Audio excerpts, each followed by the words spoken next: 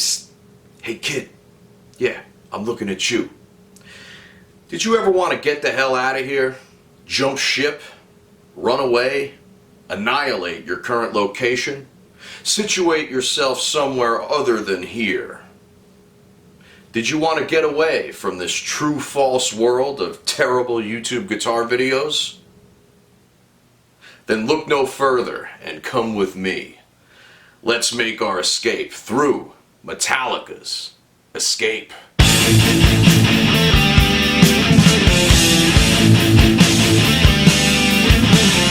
Metallica's Escape is a very notorious number.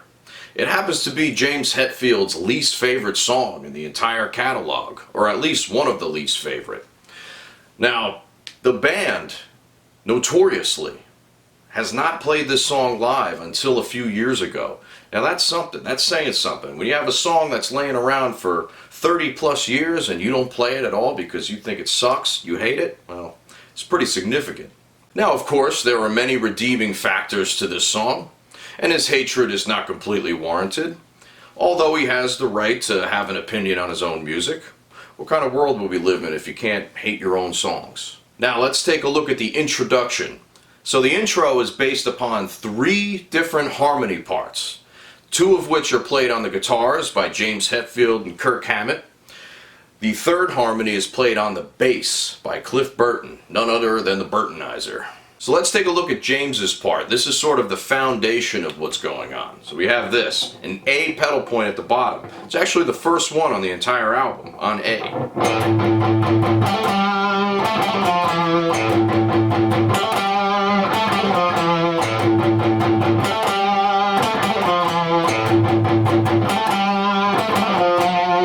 We start off by palm muting the A string in a 1 and 2 and 3 and pattern. And then we do a hammer-on from the 5th to the 7th fret of the D string. We come back to the 5th and then make our way down the string to the 3rd and 2nd fret. Now follow the articulation closely. Right, so we're kind of doing a hammer-on and then picking immediately to give it a little extra edge on that note. And then we're going hammer, pull. So it's like a mini trill down to the 3rd and 2nd fret. We're just hitting the flat 7 to the root, back to the flat 7, flat 6, and the 5th. This is all within the A minor scale. And of course the 4th time around, we just stop at the F. We stop at the 3rd fret of the D string instead of going down to the 2nd for a little added tension. Kirk's part is very similar, but it happens a minor 3rd up above and on slightly different fret positions. So we start off with the same palm muting rhythm on the A string, 1 and 2 and 3 and...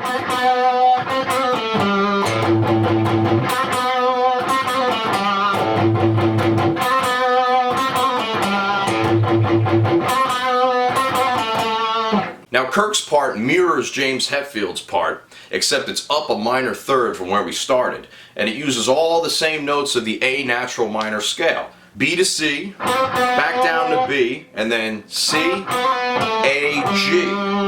So you're moving around the flat 3rd, 2nd, root, and flat 7th. And then on the very last time, just like James's stopped on the 2nd to last note, we do the same thing here, we stop on the root. So basically what's happening here is we're building an F major triad as the ending to this. Now it's time for Cliff's part. Now he follows along with the same pattern on the bottom, the 1 and 2 and 3 on the open A. But then we go up to the 7th and 9th fret of the G string. So he's technically playing a higher harmony on the bass, but it makes it an inverted harmony because of the low register. Now this is starting on the E, then coming down to D. So it's harmonizing it in perfect fifths. But since we're on the bass, you're stacking the 5th below the other parts. We're building an upside down stack here. We're doing some very metaphysical things with this bass. So yeah, it basically just goes like this.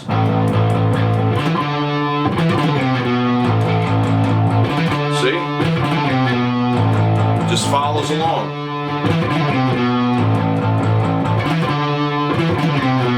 Now let's hear the 3 of those parts being played together.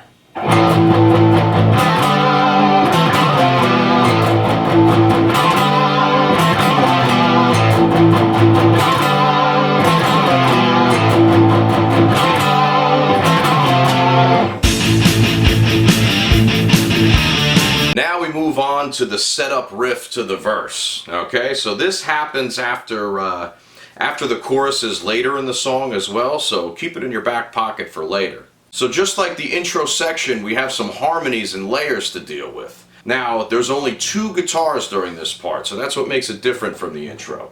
Let's take a look at James's part, which is a low part.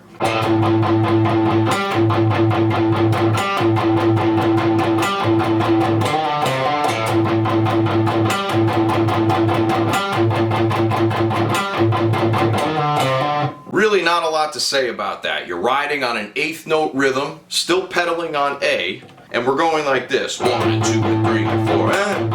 Going to the flat 7, or the 5th fret of the D string. And then we do that blues run coming out of that, sliding from the 5th to the 6th fret of the A string, creating that blue sound.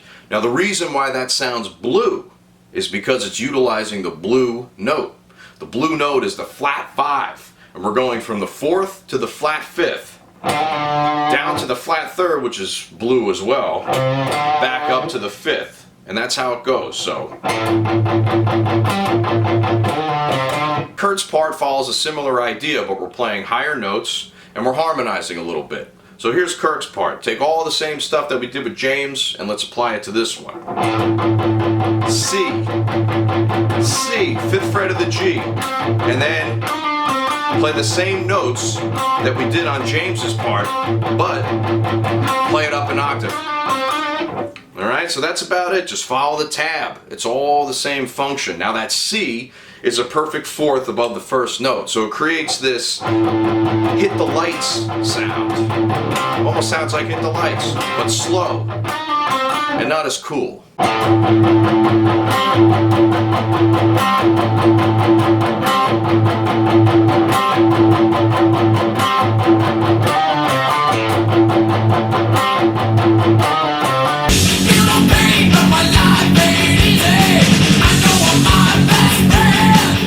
The verse section of Escape comes down to a nice chunky riff that modulates a minor 3rd down to F sharp minor. It's not an ordinary F sharp minor though, let's keep that in mind.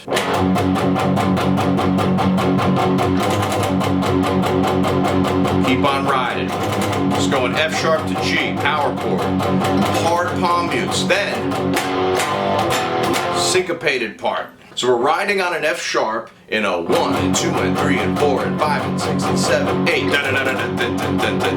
and a 1 and 2 and a little 16th note run there going along with kind of a snare drum type of thing. And then at the end we hit that syncopation and it goes like this. Alright, and you want to hit a downbeat on the palm mute for the E and then a downbeat on the F to get a strong upbeat accent on that unmuted power chord. Now theoretically speaking, all we're doing is hitting an F sharp as the root, so this is your 1, and then we go flat 2, so that's a Phrygian motion, and then the E would be the flat 7th. The F is a major 7, but you can think of it as a chromatic leading tone back into F sharp. Now all in all, we're hitting some crazy chromaticism here, right? Imagine playing that over and over again, not being able to stop. You're kind of fucked up. Not very healthy.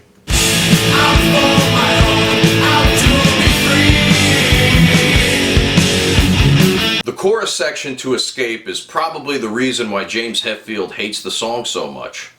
It's easily the corniest section in any Metallica song I've ever heard, right? Right? It just sounds like you're in the Partridge Family or something and just want to kill yourself. Just kidding, there's no such thing as the Partridge Family. I'm going to actually go for the Kirk Hammett part first, which, believe it or not, is the rhythm, because James plays along with his vocal. So we're going like this. A, 1, 2, 3. That repeats 1, 2, 3 to G, F sharp minor with that arpeggio at the end. 2, 3, 2, 3. So it's just those 3 chords. 2, 3.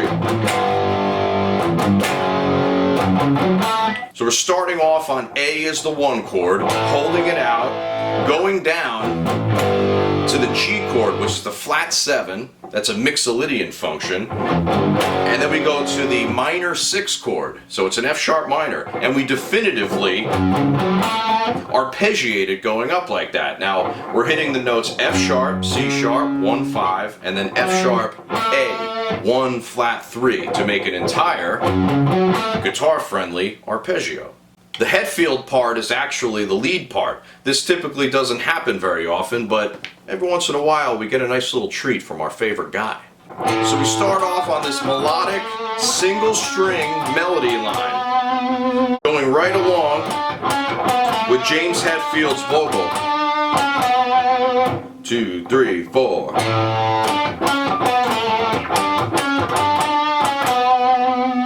2, 3, 4. So pretty easy. And then the very last time we hit that lower note at the bottom. Now we're just dealing with a 4-note melody here. D, C sharp, B, A. Just scaling down the A major scale. But once it hits the second part of it, it hits the G chord, we're going on a G scale. The D is the 5th, the C sharp would be a sharp 4th. So we're getting Lydian here, alright? So that's a Lydian sound, and then resolving it to the major 3rd of the G. So we're going kind of cool. The very last one, the last note, which is right here, that's the flat 3rd to the F sharp minor chord. Alright, so this follows in a series of thirds, parallel thirds moving with the chords.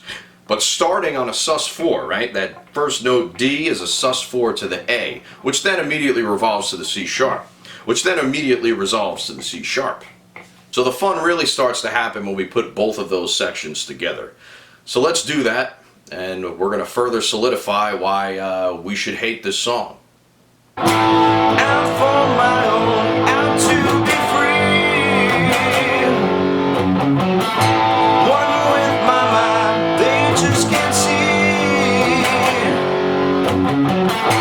No need to hear things that they say. Life's for my own, to live my own way.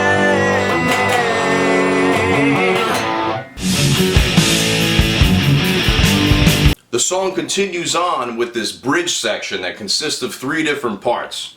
So let's go over the first part.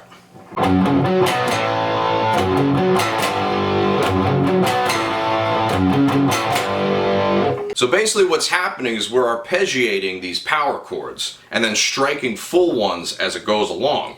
So we have this F sharp right to a B power chord. So what makes this kind of weird is that you're hitting that B very abruptly, right? 1 and 2 and 3, 1 and 2 and 3, 1. So you're coming in on the and with a hard stroke. So we got mute, mute, mute, B, A, mute, mute, mute, A, G, mute, mute, mute, B, A, mute, mute, mute, A, G. Theoretically, we're just pretending that F sharp is the 1, and we're going 1 to 4 to flat 3, 1 to flat 3 to flat 2. So remember, that flat 2 has a lot of pull. It's like a magnetic pull that forces you into the 1 chord. Beyond that, we, believe it or not, get into an incredibly heavy section. This part, we're chugging along on some slow power chords. Definitely Doom style. Using the same chords as before. Right?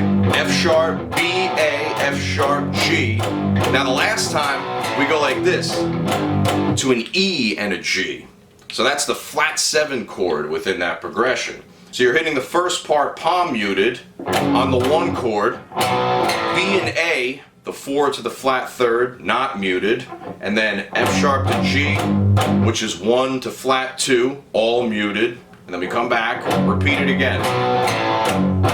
Right? All mutes in between there to make the non-muted notes that much more significant. And then of course on the last one, flat 7 for the E to the flat 2, And then we go back into this other fast part. This sort of goes back to the section we just played previously with the arpeggiated power chords. We go like this.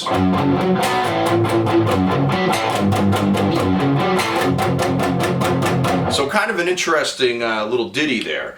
We have two measures of 4/4. 1, 2, 3, 4. 1, 2, 3, 4. 1, 2. And then a measure of 2 going into a measure of 4/4. Or it could be a measure of 6/4. But when we hit the F, we're going for a full 4 beats instead of just 2 on the other power chords.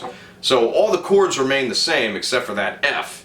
And I think that F is a flat 6 in the key of A. Because we're starting in F sharp minor, which is the relative minor to the same key.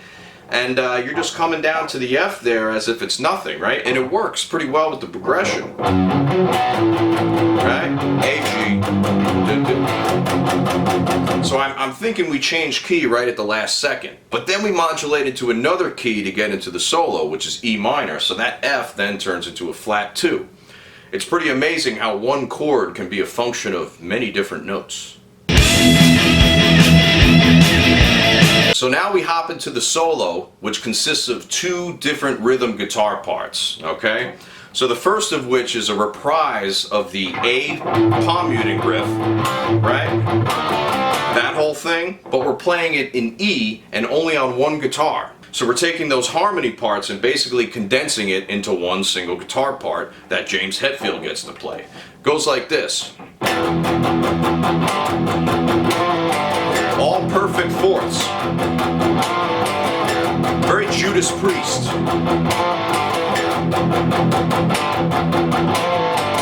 So that's the first half of the solo. Now all that's happening is we're doing that blue note type of thing. You got an E riding, which is 1.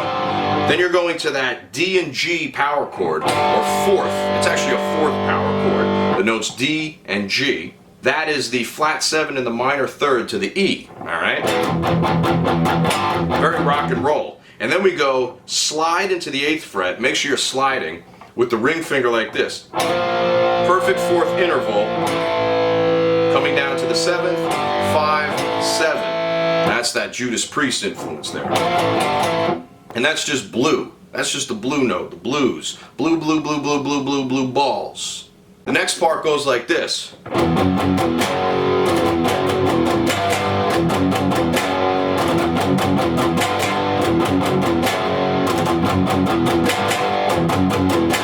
Right, we're going with mute, F sharp, mute, open F sharp,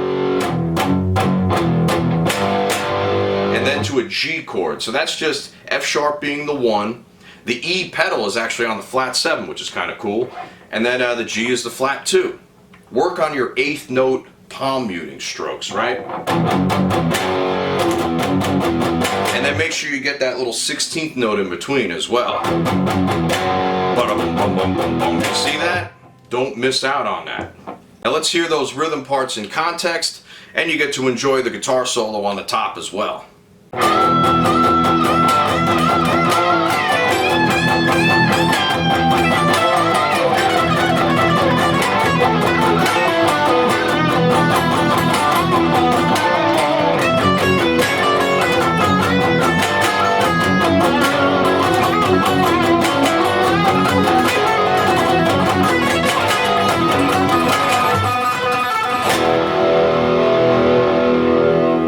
Now it's time we move into Kirk Hammett's guitar solo on Escape. It's short and sweet, but it's got some cool elements to it. So let's check out the first part. So we start off with this.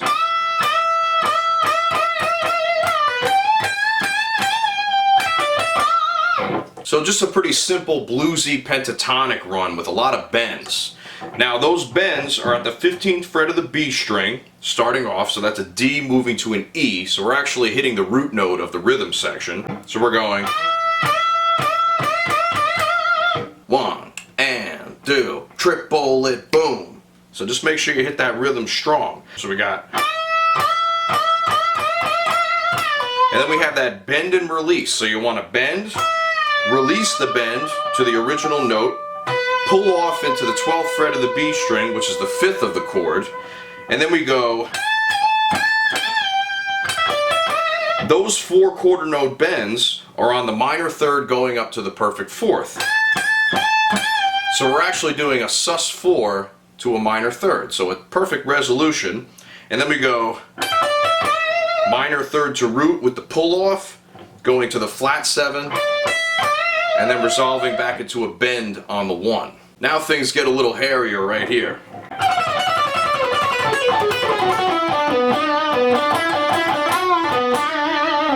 So that's all one string of notes. That's why I didn't stop it in the middle there. So we start off with this 16th note E minor scale run, which actually becomes a Dorian scale because of the C sharp that happens. So all the notes are E, F sharp, G, A, B, C sharp, and D.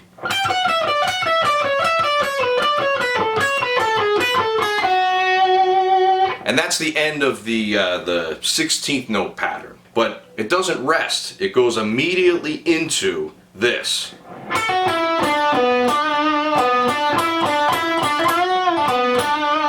So that looks like a B minor pentatonic run because it is, right? But we're playing it in the key of E. This is a very common trope of Kirk's early guitar work. He'll shoot up a perfect fifth and play a pentatonic scale there to get some of the exotic tones, but it still stays relatively consonant. Or you can even go down a perfect fourth, whichever way. But whatever way you slice it, we're in B minor pentatonic now. With a very interesting lick too. I don't think I've ever heard him play anything like this before or after. The trickiest part about this is getting straight into that B minor pentatonic out of the fast E minor 16th notes. Now those 16th notes you want to alternate pick the entire way through, and then once you get to the string transitions you start doing some pull-offs. So all alternate picking here, and then pull off, pick, all alternate. So you have that little pull off in there to give you a break. And then you pull off this, and then finish off like that. Now the B minor pentatonic offers you some colorful tones. When you do that bend, you're actually going into an F sharp, which is the 9th of the E minor chord. So not too common there. The D is the flat 7, which would be the minor third of a B minor chord, but we're not in B minor, we're in E minor. And then the root would actually be the 5th. Alright, so you're creating this 5, flat 7, 1, 9 type of movement. The next 2 phases of the solo are in the second riff. Okay, so we're actually now modulated into the key of F sharp minor. But we focus on some more colorful tones, which I'll go over in just a moment. So here's the first lick.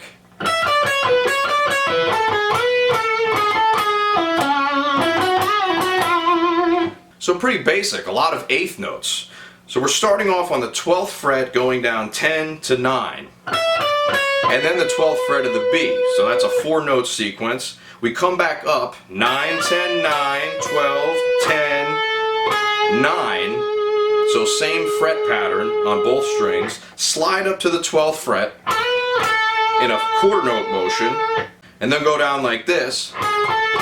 Down to the G, all the way down to the D string on the 11th fret, almost as if we've resolved into a C sharp minor pentatonic, which is the same motion as a B minor would be to E minor. Alright, so since now we're in the key of F sharp minor, that other Kirk style pentatonic scale is going to be a C sharp minor. Now let's look at theory. This 12th fret is the flat 7th of the F sharp minor scale. So you're starting by scaling down from the flat 7. Flat 7, flat 6, 5, 4. Then we come up 5, flat 6, 5, 4, flat 3, 2, 4, resolving to the flat 3rd. And then we do this little nice 9th type of deal. Flat 7, which is a very common type of thing. If you have a C sharp minor chord on top of an F sharp, it makes a nice minor 9 type of sound. So always keep that in mind. These exotic chords just come from extending the notes beyond the scale. After that, we hit this long string of C sharp minor pentatonic style riffs or licks, and we're going like this.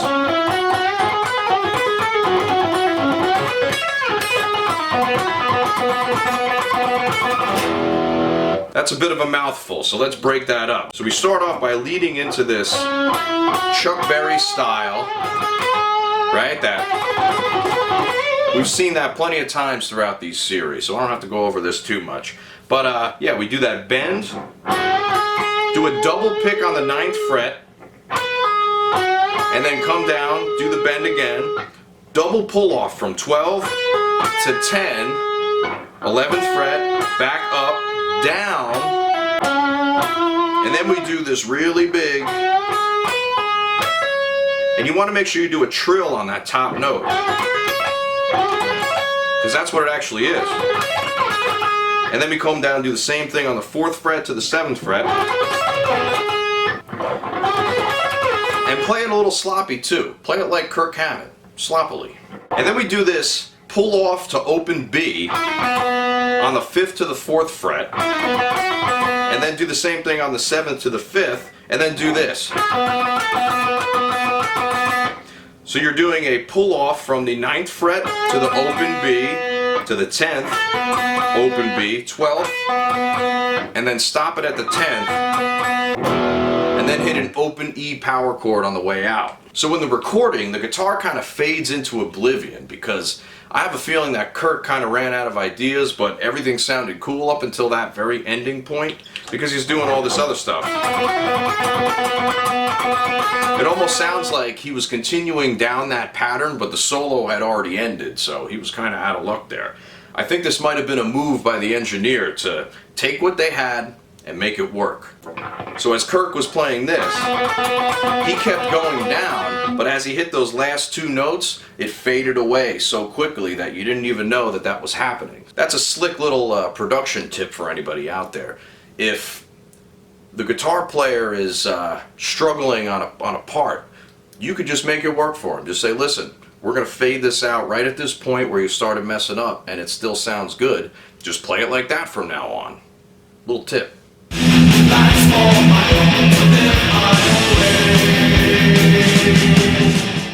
Now it's time to make our escape out of Metallica's Escape. You see, we escaped into the song and now we gotta escape out of the song. So this escape begins with the first riff that plays under the solo. Alright, so that's that bluesy thing that's based off the second main riff in the song. And instead of being in A, it's instead in E. If you have a riff that's really strong, try playing it on a different string. See what happens. Now, what sets this part apart from the other part is the melodic line on top that sort of plays a disjointed version of the chorus melody. Now, if this were the chorus, this song would actually be kind of cool because it's a little disjointed. There's a lot of weird intervals occurring. Now, it's in the key of E minor, and James sings along to his own octaves like this. Live on my own, live my own way.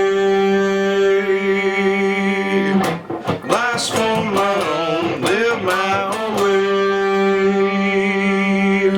Almost like Alice in Chains like, right? But this was, you know, like 6 years before Alice in Chains was even a thought, so pretty cool, man, pretty cool. Now let's take a look at the notes that are being played. So B flat, A, G, E.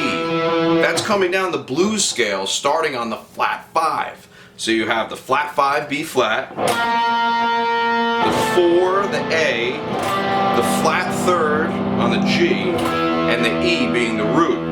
Then we come back up the flat 5 again. So that's a tritone leap. And then G, A, G. Flat 3rd, 4, flat 3rd. Now let's hear that with just the guitar here. So we got... That's probably the bluesiest thing I've ever heard in my life. Let's hear it again.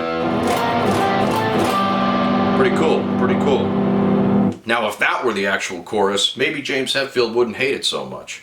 Maybe he hates himself for making that the outro and making it a less significant part of the song. So let's hear both of those parts at the same time, and let's wrap this motherfucker up. Life's for my own, to live my own way. Life's for my own, to live my own way.